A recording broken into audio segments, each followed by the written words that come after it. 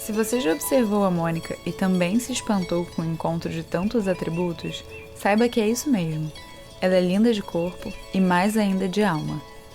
Com a sensatez de quem reconhece a singularidade de cada trajetória e a habilidade de quem respeita o entorno sem abafar a própria essência, ela convida pelo exemplo, sem nunca impor.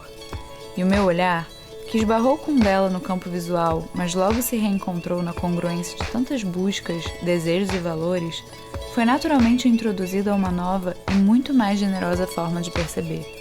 Aí aqui tem a nossa hortinha, salsão, manjerona, poejo aqui, isso aqui, o senhor comeu isso? Já. Peixinho? Aí tem... Na verdade, eu não sei se eu comi, mas eu sempre vejo pra vender Ai, eu no lugar de orgânico. amo. Aí aqui tem outro tipo de hortelã. Mas é um cheiro meio hortelã? Quando se faz meio empanadinho. Mas é assim. tipo... então as pessoas fazem fritinho, né?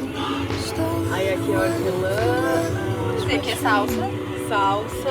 A horta, como você pode ver, ela foi migrando, né? Então agora a gente tem vasos. Os vasos que antigamente eram para planta, aos poucos vão sendo tomados. Lá tem erva cidreira, naquele foi plantado, acho que espinafre. Tem uma jabuticabeira no meio da minha sala. Mas dá? Vai produzir, tá com frutinhos. Olha isso. Ai, gente.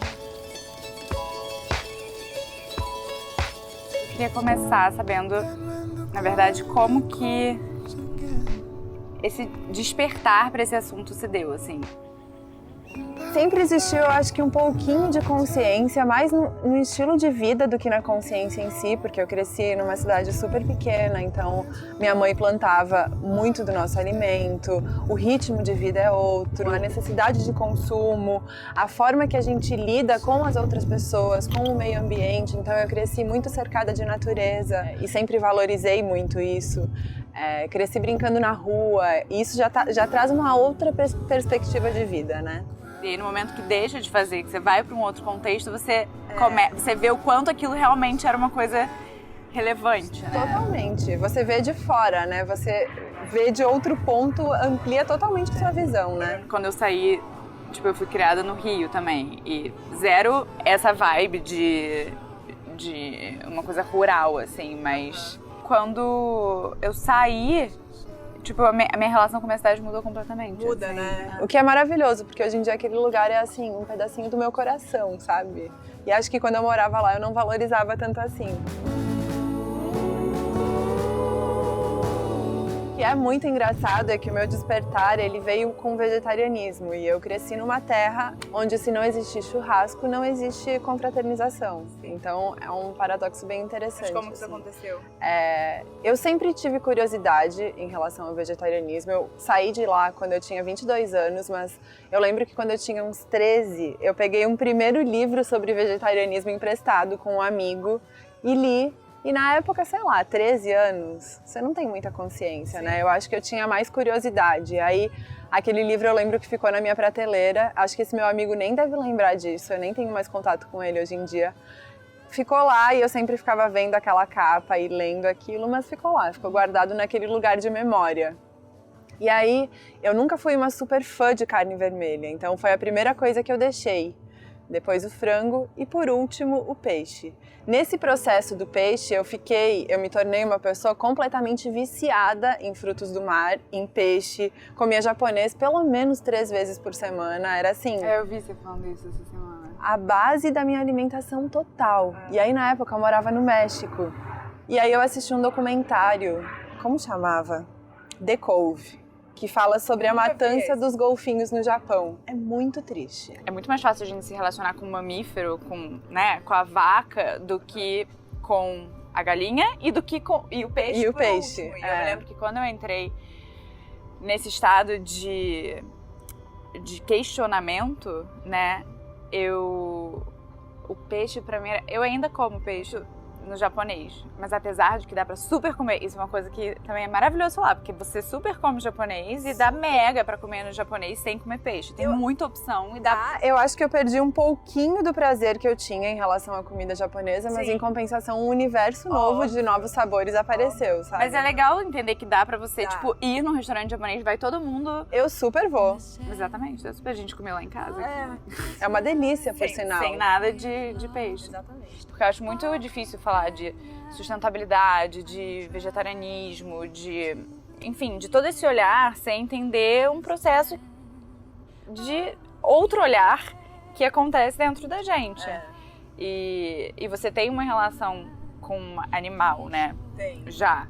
E isso sempre já era seu desde pequeno? Como que... Mais ou menos. Porque eu falo isso porque, por exemplo, eu era a pessoa muito louco. Eu hoje, e eu acho que a maternidade, no meu caso, mudou muito a minha relação com os bichos, assim. Eu me relaciono de uma outra forma, assim. Eu vejo o olhar de um animal, eu vejo o olhar do meu filho. É porque é muito puro, né? É muito doido. É muito puro. Então, esse processo deu uma intensificada grande no meu caso. Que legal, que lindo. É bem bonito mesmo. Porque eu entendo as pessoas que, tipo, não tô nem aí, tipo, mas cara, você tá matando um bicho, e isso não pegava, eu fui, tipo, isso não me pegava. Sabe que não me pegava também? Porque eu nasci numa região extremamente carnívora, como eu falei, e eu lembro de criança... E até quando você tem contato, né, tipo, com matar, tipo, o Fernando sim, fala isso, tipo, mas eu via, tipo, a minha avó matando galinha pra gente comer, Total. tipo, Eu cheguei a ver amigo do meu pai matando vaca. Sabe? A vaca sendo despedaçada para servir a gente e depois comia aquela carne. Era de outro lugar que eu analisava.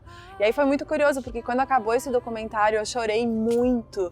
E nem é um documentário que fala sobre vegetarianismo. Não fala sobre isso. Fala sobre mar, sobre golfinho. É outra história. Mas eu chorei tanto e eu fiquei tão... tocada pela prepotência do ser humano de achar que pode matar outro ser vivo para se alimentar, que quando acabou, eu olhei para uma amiga minha que assistiu comigo e falei, a partir de hoje, eu nunca mais como carne. E eu nunca mais comi nada. Isso foi quando? Acho que tem pelo menos uns 10 anos. E foi muito louco, a sensação que eu tenho é que virou uma chavinha na minha cabeça mesmo. Porque depois desse dia, pode parecer forçado eu falar isso, mas é muito genuíno. Depois desse dia, eu não senti mais vontade. Acabou minha vontade. Mas muda muito a relação também. E foi muito rápido pra mim, sabe? Eu tenho um super amigo, eu até falei dele esses dias, que é um mestre de yoga, mas na época ele já era vegetariano há muito tempo, então ele foi a primeira pessoa pra quem eu contei. E aí o que ele me falou foi, a sensação que eu tenho é que isso já estava dentro de você. E você encontrou o seu propósito em relação a tudo isso, mas guarde ele pra você. Respeita as outras pessoas, porque as pessoas não necessariamente estão no mesmo ponto de despertar que você está. E isso foi maravilhoso. Eu acho que quando, na vida, né, pra qualquer coisa, quando a gente tem esse despertar pra qualquer coisa e você realmente acha incrível, você quer, tipo, gente, você quer mostrar pra todo mundo. Olha que incrível que é isso. Só que assim, não rola, porque se alguém tivesse te mostrado isso há 2 anos talvez antes, não tivesse rolado. Não tivesse rolado. E é muito... E outro dia eu tava falando isso pro Fernando, tipo, em outros aspectos da vida, assim, a descoberta, ela acontece quando ela é trilhada, assim. Você precisa passar por aquele processo e chegar até ali. É lógico que pra chegar até ali, você pode pegar a mão de alguém em algum momento, você pode parar pra refletir, mas assim, você precisa trilhar. Você precisa ser seu esse caminho. Até porque eu vejo que uma mudança como essa, ela traz tantas coisas ao mesmo tempo, por isso que a gente tá aqui pra falar sobre sustentabilidade, mas eu começo falando do vegetarianismo porque ela é uma soma de coisas. Então eu acredito ser muito mais genuíno e mais fácil e mais possível quando parte de você mesmo. São mudanças de hábito, não só na alimentação, como em todo o resto, que na verdade ninguém tá vendo se você tá fazendo ou não, entendeu? Não, se você chegar e comer um hambúrguer escondido, ou se você, tipo, decidir que você só vai falar que recicla o seu lixo, mas na verdade você não recicla, ninguém vai saber. Então é um negócio que, se não fizer sentido pra você, não se sustenta. Não. E pra fazer sentido pra você, você precisa passar por um processo. Né? E dessa forma que você faz, eu acho tão saudável. E eu acho que se todo mundo tivesse um olhar assim, mais atencioso pra essa questão... É mais possível também, entendeu? E não é necessário, não precisa parar totalmente. Se isso não é o que faz mais sentido pra você. Exato. Mas eu acho que um olhar atento pra entender que esse exagero que a gente vive não é necessário, é ele que faz a diferença. Outra lição muito importante pra dentro de um relacionamento, porque Claro, assim, né, se a gente, exatamente, a gente tem que entender que cada um segue o o seu processo. Tanto que você já era vegetariana e o Ju... Essa era uma grande questão, na verdade, mas que eu super respeitava, porque nossa casa era palco de churrasco praticamente semanal. Churrascos de horas. E aquilo, eu até chegava e falava, ai amor, vamos, sei lá, fazer uns risotos. Vamos fazer uma massa. E ele não, amava o churrasco. E aí a nossa casa ficava com aquele cheiro horrível pós-churrasco. E tudo bem, sabe? A pessoa que eu conhecia, a pessoa que eu casei, gostava de carne. Eu não. Mas eu não gostava. Então, é o respeito também. E aos poucos isso foi acontecendo pra ele, né? No ritmo dele. Hoje em dia ele não come nada. Nada. Super vegetariano, ama a causa. Assim, Defende, né? defende. Mas só, de novo também, só é verdadeiro porque foi assim. É uma cultura, né? De que, tipo, o substitui, até é uma palavra muito louca, porque nem é uma substituição, na verdade. Em partes né? Porque você busca os nutrientes que você tem da carne em outros alimentos. Mas, na verdade, a gente só busca a partir do que tem na carne porque isso é uma construção cultural, né? Porque você poderia fazer... Né? O outro caminho. Até porque já se sabe que a necessidade de proteína que a gente julga necessária, ela não é realmente necessária, sabe? A proteína é meio supervalorizada, assim. Total. Até por várias questões culturais também, né? E econômicas, infelizmente. Óbvio. Exatamente.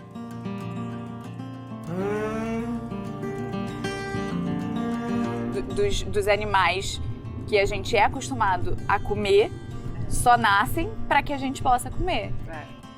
O que é muito, assim, é muito diferente. Eu fico analisando como era na minha infância, que minha avó criava a galinhazinha lá, a Filomena, falava com ela todo dia, alimentava, ia lá, fazia um carinho nela e quando ela ficava velhinha, matava e comia. É diferente, sabe? É diferente. Eu até fiquei muito chocada num programa do Rodrigo Hilbert que ele matou um animal e as pessoas caíram matando ele. Então, eu acho isso surreal, eu acho surreal. Gente, você vai numa prateleira de mercado e você compra como se fosse uma batata. Você vai num restaurante e gasta dinheiro real pra comer aquilo. A gente não pensa de onde vem aquilo que tá no nosso prato. E eu não vou nem entrar no bicho, você não pensa no processo que a batata passou para chegar até ali. Na verdade, se a gente parar para pensar, depois da Revolução Industrial, a gente não pensa praticamente no processo de nada que a gente consome. E aí que tá a grande falha e a grande necessidade de falar sobre sustentabilidade. Porque tudo ficou muito fácil, tudo entrou numa engrenagem e virou uma coisa mecânica e é muito fácil ter acesso àquilo. Então a gente não pensa. É isso mesmo. Não existe lixo, não existe lá fora. Essa indústria, né? Tipo, o que isso representa ambientalmente você não tá só desperdiçando o recurso do corpo do animal. Está dispersando o nosso planeta. Tudo que envolve uma coisa absolutamente fora é desequilibrado, né? Partindo do princípio que o ser humano sempre foi carnívoro, vamos entender o que representava essa carne, né? Nesse contexto desse ser humano, que se matava um animal, aquele animal alimentava a família inteira por e era consumido até o final. E a pele dele fazia roupa, sabe? Exatamente. Em várias culturas você rezava aquele animal, sabe? É um outro tipo de relação que foi completamente perdida. A gente trata como um consumo de outra coisa qualquer. É um copo, é um bife, assim. E eu acho que o grande problema, o problema central tá no exagero. Porque se você parar para analisar, a pessoa acorda, ela come um misto quente com presunto, ela almoça carne, à tarde ela come um salgado de frango, à noite ela janta carne. Realmente você precisa de tanto. A natureza, ela é tão rica, existem tantos sabores. A comida que a gente come na nossa casa vegetariana, que não entra absolutamente nada de carne, é muito mais diversificada. Ela é tão gostosa e ela é tão rica que quando as pessoas me perguntam, você não come carne nem peixe, mas então o que você come? Eu como todo o resto. Você só não come isso, na verdade. Eu como essas 3 coisas. O restante inteiro eu como. E isso é muito maravilhoso. Acho que é por isso que entra como uma bola de neve, porque você começa a observar a natureza de outra forma, sabe? A gente tem essa horta aqui em casa e eu venho com o Otto para ele colher a comida comidinha, o jeito que você come isso é outro. É outra relação. É outro.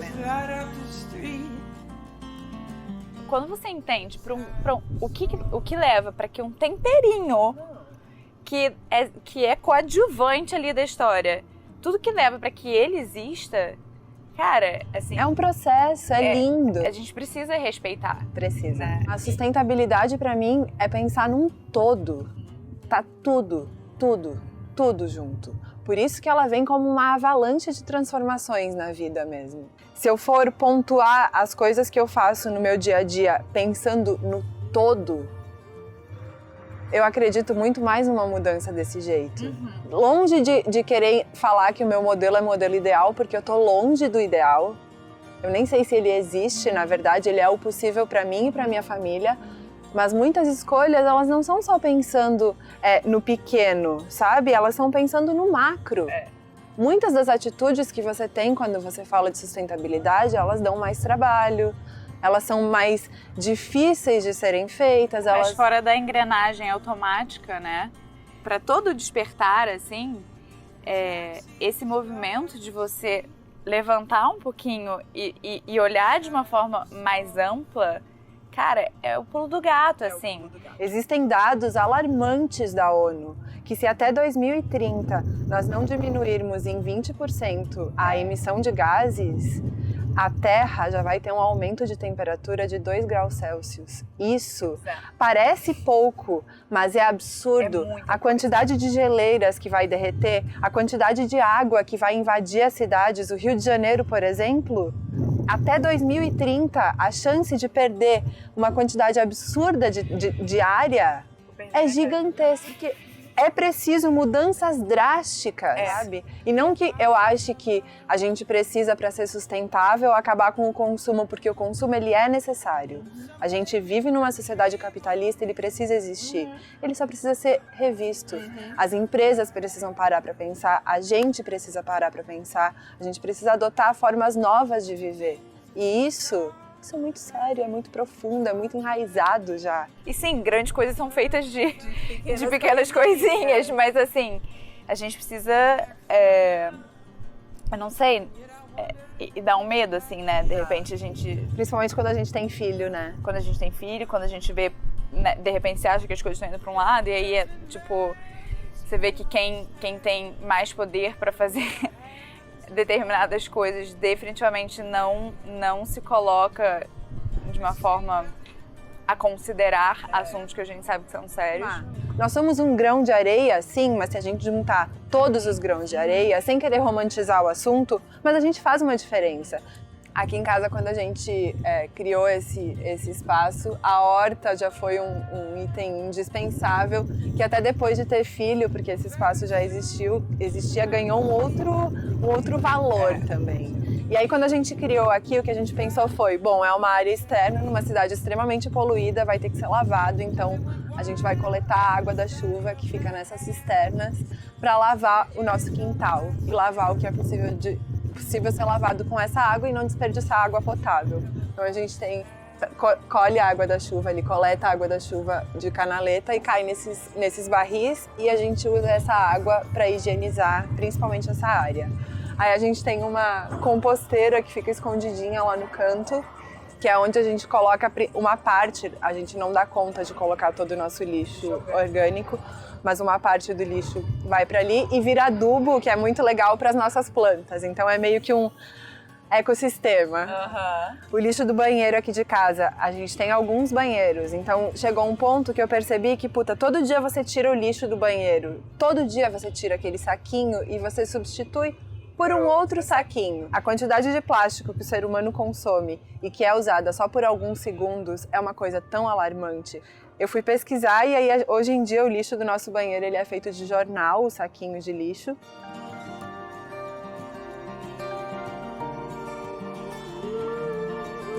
Se você vai para alguns países da Europa, por exemplo, a Alemanha é assim. As pessoas, é muito comum a pessoa abrir a própria bolsa e sair tacando tomate, cenoura. Coloca tudo na bolsa e leva para casa, porque é só para você chegar em casa. E aí aqui no Brasil as pessoas colocam, vai no supermercado, coloca o tomate no saquinho e o saquinho na sacola. Uma coisa que eu faço lá em casa, tipo, esses saquinhos de pano de sapato, de, tipo, todas essas coisas, eu higienizo. Aí a gente tem o carrinho do supermercado. E aí dentro, e esses saquinhos já ficam no carrinho do supermercado junto com umas bolsas maiores, porque se o carrinho não é suficiente, ainda tem as bolsas maiores de lona, que você, tipo aquelas sacolas de feira. E você deixa tudo lá dentro. Então quando você vai, você leva isso. Mas já é um começo, sabe? E do mesmo jeito que você percebeu a sacola, você vai percebendo outras coisas. Teve a história do aniversário do Otto, que foi super sustentável. Que eu super me inspirei, não teve forminha em nem. A quantidade de mensagem que eu recebi depois desse aniversário do Otto falando disso, eu fiquei tão feliz, porque o meu interesse em compartilhar um pouco do aniversário dele foi justamente esse, sabe? De mostrar que é possível. E também de que não é necessário esse exagero de aniversários que aqui no Brasil as pessoas fazem, que hoje em dia, gente, parece um acontecimento. Sabe? São coisas tão bizarras. Acho que com a maternidade o principal é assim, nessa questão mais sustentável, fazer com que o Otto cresça num ambiente, e acho que isso já faz parte da nossa vida. O que a gente pode fazer no nosso dia a dia, e acho que isso já está feito, porque criança aprende pelo exemplo, e eu sei que eu praticando isso vai ser... É a maior educação que você pode dar pra ele. Fazendo, não falando, né? Aquela história. Eu sou uma super ativista dessa história das fraldas de pano, porque é muito possível, é muito mais fácil do que a gente imagina. É esse tabu também que existe, né? Com essas coisas. Gente, todo mundo faz cocô. É o cocô do meu filho. Do meu filho eu mexo no que for necessário, eu não tenho nojo algum. E também se você tem, com o tempo, você vai perder. Usa essa mesma desde, sei lá, 3 meses. E você... o mesmo tamanho? Esse você vai crescendo? É a mesma fralda. Ele vai usar a mesma fralda até o desfraude. O negócio é sustentável real. É sustentável real. Se você comprar 20 fraldas, é suficiente pra você lavar dia sim, dia não. Só de recém-nascido, que é menor. A de recém-nascido é menor. E aí, na época, eu comprei 8, que eu guardei. Porque se eu decidir ter outro filho, eu já tenho as fraldas guardadas. Eu não preciso comprar de novo. Ou eu vou dar de presente pra alguém, porque... Se eu tiver antes de você, né? Você me empresta. Se eu tiver depois de você me empresta. Exato, então. Eu estou criando esse compromisso ao vivo. Ai, gostei! De fralda de pano no próximo filho. Gostei. É tão mais simples do que a gente acha, sabe? Mas é só por sua causa, tá? Só fico você honrada. que me mostrou que isso é... Porque realmente parece um super bicho de 7 cabeças, assim. Mas é muito cultural, né? É muito. E você quer a fralda da raposinha ou a do dinossauro? E aí ele escolhe. E a fralda é uma coisa bonita, então ele olha no espelho e a fralda é toda coloridinha. Sim. Não, é muito mais divertido pra ele do que uma fralda descartável. E aí, a única coisa da fralda de pano, existem até uns protetores que eles são feitos de uma película muito fina que você coloca aqui pra o cocô não ficar em contato com o tecido. Então, tem todas essas regulagens, então você solta e aperta à medida que a criança vai crescendo, e da mesma forma aqui, ó. Olha como ela pode ficar pequenininha, por exemplo, se você fecha. Ó, é uma bundinha. Sim. E aí, existem vários tipos você compra isso daqui. Você compra, mas isso também é uma coisa que você lava e usa, sim. Então, a quantidade de fraldas que eu comprei pro Otto, se eu tiver outro filho, ele vai usar as mesmas, tá? Pra uma situação de quem usa fralda de pano, que compra 20 fraldas uma vez na vida, e eventualmente vai fazer algum programa, vai fazer uma viagem de final de semana, que não vai ter como lavar e quer levar uma descartável que seja muito mais eco-friendly, eu acho que é viável, porque na verdade, a verdade é que a fralda descartável é muito caro. E é o tempo todo, eu fico vendo nos meus grupos de mães, elas ficam compartilhando as promoções de fralda, eu fico pensando, gente, elas compram fralda o tempo inteiro. O tempo inteiro, né? E aqui eu comprei as 20 fraldas do Otto e acabou. Nunca mais comprei fralda. Então, assim, quando nós saímos, ou quando, sei lá, vou eu e Otto fazer uma viagem de um final de semana para um hotel que não vai ter como lavar a fralda, aí tudo bem, eu levo a fralda descartável, biodegradável e uso essa fralda nele. Sim. Caso contrário, em todos os outros programas, até mesmo viagem, às vezes a gente viaja com minha mãe, eu levo a fralda de pano e a gente lava. Você vai trocar a fralda dele. Ele acordou, você vai botar uma fralda nova. Aí você coloca isso daqui dentro. Que vai aqui dentro. Tá. Aí fecha nele. Aí fecha. Tá. E aí na hora que eu vou trocar a Aí fralda... você sente o xixi também bota a mão e você sente, né? Se tá mais fofinho. E é muito gostoso porque esse tecido aqui, ele sempre dá uma sensação de estar sequinho. Então pra criança não fica aquela coisa meio molhada, sabe? Sei. Que parece dar a impressão por ser fralda de pano, mas às vezes eu tiro a fralda dele de xixi, eu coloco a mão assim, pra ele não muda a sensação, sabe? Sim, É muito sim. legal. E aí, se tiver cocô, eu tenho já uma espátula que fica na privada do banheiro. Eu dou uma raspadinha, tiro o cocô, a fralda vai ficar, lógico, marronzinha, mas o cocô mesmo vai pra privada. Mas aí você coloca isso na máquina suja de cocô, você coloca uma leva só de fralda. A fralda vai estar sujinha de cocô, eu fecho ela, coloco num ambiente com tampa, pra não também ficar saindo cheiro. Deixo juntar, encher essa latinha, tipo fralda de 2 dias. Aí a gente pega a fralda, dá uma lavadinha na água, tira o excesso do cocô e aí coloca na máquina. Você só pensou nisso quando você engravidou? Ou você, tipo, já super tinha na sua cabeça? Não, porque eu nunca fui uma pessoa que, mega sonhou com maternidade. Sim. Eu falava que primeiro eu não ia casar e depois que se quisesse ter filho eu adotava, sabe? Então eu não ficava... Casou, engravidou, teve filho. Sei bem. A gente planeja muito bem a nossa vida, né?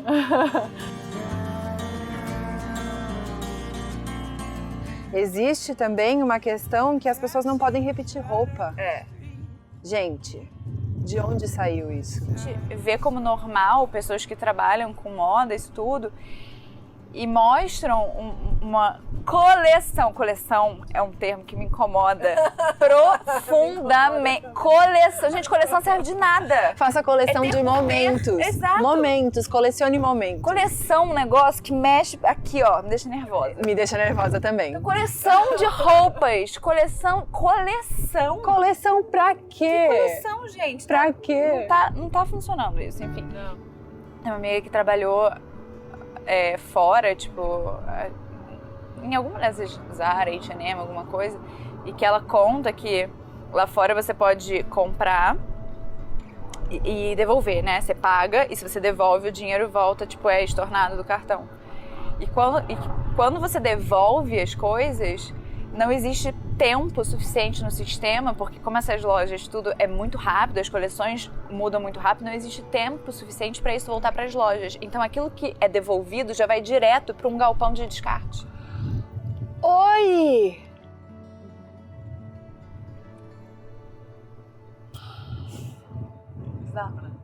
Deixando de lado, mesmo sem poder ser deixado de lado essa parte do trabalho escravo, que isso renderia um outro vídeo gigantesco, analisando só o consumo em si. Tornou o consumo tão mais possível e acessível e fácil que a pessoa, ela entra numa loja e eu falo de um lugar que eu também já estive. Eu também já fui essa pessoa meio adolescente que entrava numa H&M, comprava 500 blusas Forever 21. que duravam 1 mês e depois jogava fora. Até eu chegar no lugar que eu estou hoje em dia, de entender que é melhor, ao invés de eu ter 10 blusas, eu ter possuir uma blusa que seja de uma qualidade melhor e que eu possa usar 200 vezes.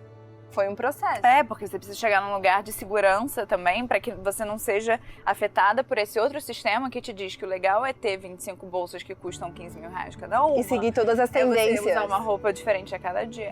Por isso que é um processo, é um assunto muito abrangente, né? Eu fui pra um lugar de compras de segunda mão e eu comprei umas peças Incríveis.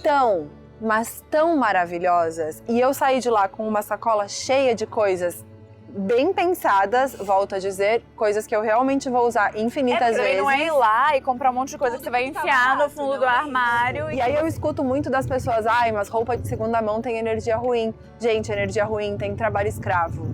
As pessoas precisam entender que essa história de energia ruim, quando a gente fala de roupa, por exemplo, isso é uma besteira. Lava a sua roupa, coloca a sua boa energia nela, limpa, faça o seu ritual, use os seus cristais, dê seu banho, passe sua arruda, faça o que você quiser. Mas limpe a sua roupa, porque a roupa, assim como esse copo, é só uma matéria. A energia tá na gente. Eu não quero parecer hipócrita e falar que eu não compro roupas novas, eu compro. Mas eu compro muito bem pensado.